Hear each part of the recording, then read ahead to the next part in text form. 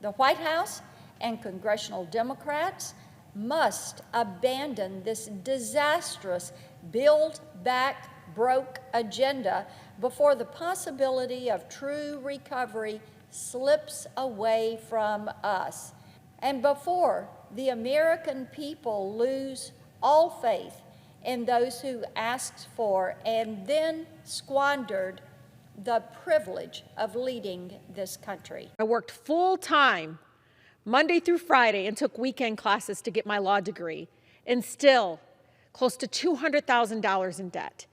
And I still owe about $70,000. And most of it was interest. Most of it was our own government making money and profit off of me. And guess what? I didn't go to the for-profit entities.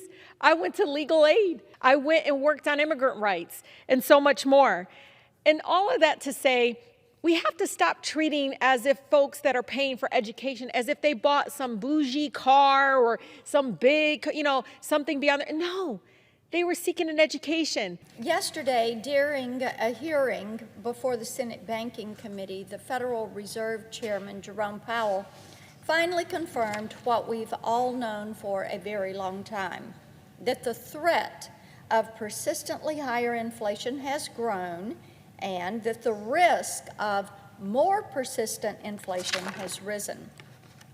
He acknowledged to the committee that use of the word transitory in the media has caused confusion and that it's probably a good time to retire that word and try to explain more clearly what's actually happening with the economy. Now, that is bad news for the spin doctors over in the Biden administration who have spent months trying to convince Tennesseans and the American people that we'll be out of the woods any day now, that this is all coming to a fast end. It's back to the drawing board for the White House comms shop. They cannot split hairs over vocabulary words pertaining to inflation. The inflation that we're seeing is real, it is felt, and the consequences of ignoring this are very real. Of course, Tennesseans could have told Washington, D.C. this long ago. Out in the real world, they've been dealing with the cost of inflation. Contrary to what the White House would have you believe, inflation isn't just a problem for the rich, and it certainly won't fade into the background after the holidays. I have spoken at length about how inflation has affected Tennessee families and their budgets.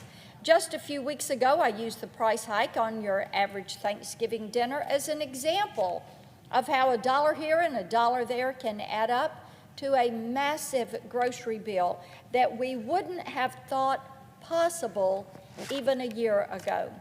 But when I tell you that Tennesseans are worried about inflation, I don't want you to think they're only worried about the little extras. It's a helpful visualization, but it's a serious issue. This isn't about the price of turkey. This is about an out-of-control administration pursuing an agenda that has forced families to choose between food and fuel.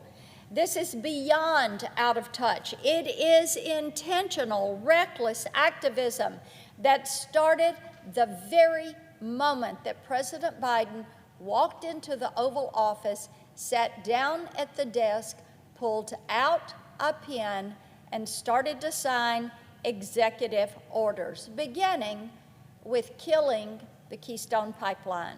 If we forgot everything we know about the modern Democratic Party, it would be easy to write off the administration's pursuit of big spending packages as politics as usual. But we know, and have known for a long time actually, that the Democrats in power view the next few years as an opportunity to tear down what we have and rebuild this country in their own socialist image.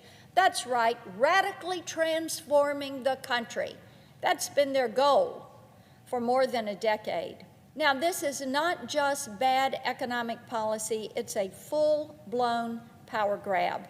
How else could you possibly explain the administration's commitment to the idea that we can spend our way out of this current crisis in spite of the mountains of evidence there to the contrary? The American people are vulnerable, and they are angrier than I have ever seen them become.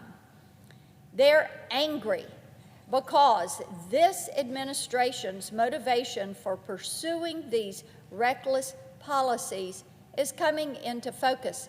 As a Tennessean told me yesterday, I supported President Biden.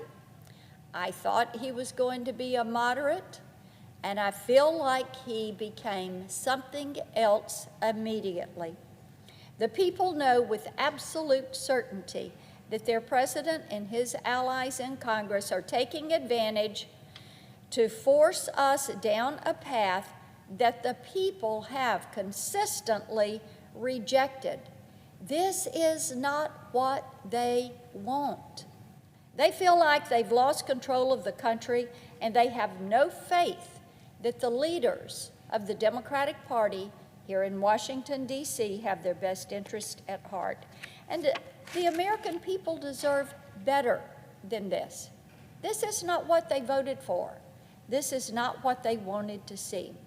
The White House and congressional Democrats must abandon this disastrous Build Back Broke agenda before the possibility of true recovery slips away from us, and before the American people lose all faith in those who asked for and then squandered the privilege of leading this country.